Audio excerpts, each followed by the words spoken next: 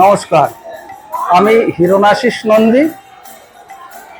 আমাকে সবাই এখানে পল্টু নন্দী বলেই চেনে। আমি ঠাকুরের এক অধম শিষ্য। ছোটবেলায় ঠাকুরের নাম পেয়েছি, তখন ক্লাস 3-তে পড়ি। হয়তো অত কিছু জানতাম না, ধীরে ধীরে ঠাকুর সম্পর্কে জেনেছি। আমরা বেদবাণী শুনি, ঠাকুর তার নিজের মুখের কথা তিনি পত্রের আকারে বিভিন্ন ভক্তদের কাছে যা পাঠিয়েছেন, তাই ঠাকুরের বেদবাণী আকারে প্রকাশিত হয়েছে। বেদবাণী বললে আমরা ঠাকুরের সম্পর্কে সবকিছুই যেন জানতে পারি।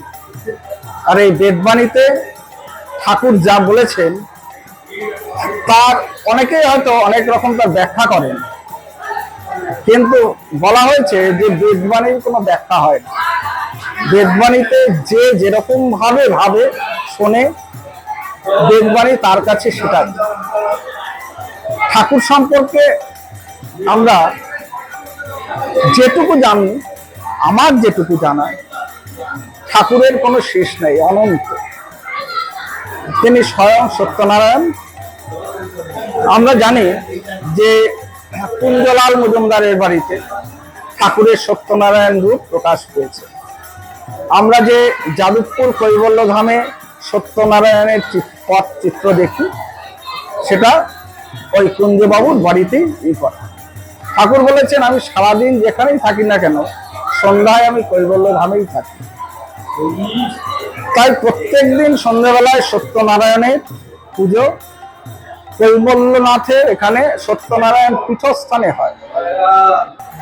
শ্রী শ্রী কৈবল্য ধাম যাদবপুরে ঠাকুর কৈবল্য ধাম তৈরি হওয়ার পরে কোনোদিনই পদার্পণ করেননি। এমনকি 13ই ফাল্গুন ঠাকুর কুঞ্জলাল মজুমদারের বাড়িতে ছিলেন, কিন্তু সেখান থেকে ঠাকুরকে আনা যায়নি। কারণ ঠাকুর বলেছিলেন যে আমার গুরুদেবের কোনো নির্দেশ নাই। প্রত্যেকেরই গুরুদেব রয়েছেন। আমরা জানি যে শ্রীকৃষ্ণ তারও গুরুদেব ছিলেন। হ্যাঁ, প্রত্যেকের গুরুদেব রয়েছেন। তা ঠাকুরের গুরু অনঙ্গদেব, তার গুরু নির্দেশ ছিলেন। তার জন্য ঠাকুর কৈবল্য ধাম স্থাপিত হওয়ার দিন তিনি উপস্থিত হন নাই। পরে আমরা শুনতে পারি যে ভক্তদের অনেক ইচ্ছায়, অনেক চেষ্টায় তিনি এসেছিলেন, কিন্তু কৈবল্য ধামে ঢোকেননি। তিনি গাড়িতেই বসেছিলেন এবং সেখান থেকে চলে গেছেন। কিন্তু তার আগে শোনা যায় যে ঠাকুর সত্যনারায়ণ পীঠস্থানে যখন এই জায়গাটি নির্বাচন হলো, তখন এই পীঠস্থানে তিনি এসে দাঁড়িয়েছিলেন। তাই ওই জায়গাটি আমাদের সত্যনারায়ণ পীঠস্থান। আমরা শুনি বা আমরা এটা একদম সর্বান্তকরণে বিশ্বাস করি যে সত্যনারায়ণ পীঠস্থানের চারপাশে একবার পাক ফেলে আমরা সমস্ত ধামগুলো যেন একবার ঘুরে আসি। তার জন্য এই সত্যনারায়ণ পীঠস্থান আমাদের কাছে ধামেরও অনেক উপরে। কৈবল্য ধাম, এটি ধাম। অনেকে আশ্রম কথা বলেন, কিন্তু ধাম আর আশ্রমের মধ্যে অনেক তফাৎ আছে।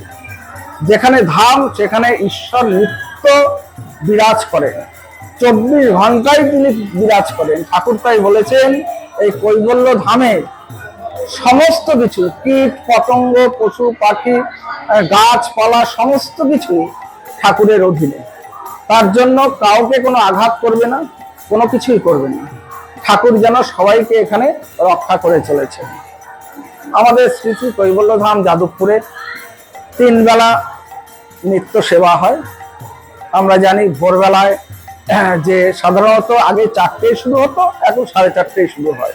হ্যাঁ, ভোরের মঙ্গল আরতি দিয়ে শুরু হয়, অপূর্ব কীর্তনের মাধ্যমে শুরু হয়। ঠাকুর বলতেন যে নাম করেন, ঠাকুর সবসময় বলতেন, এবং আমরা বেদবাণীতেও বারবার শুনি যে নাম করেন।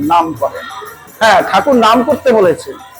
তা সেই নামেরই অংশ কৈবল্য ধামে আসলে ভক্তরা শুনতে পায়।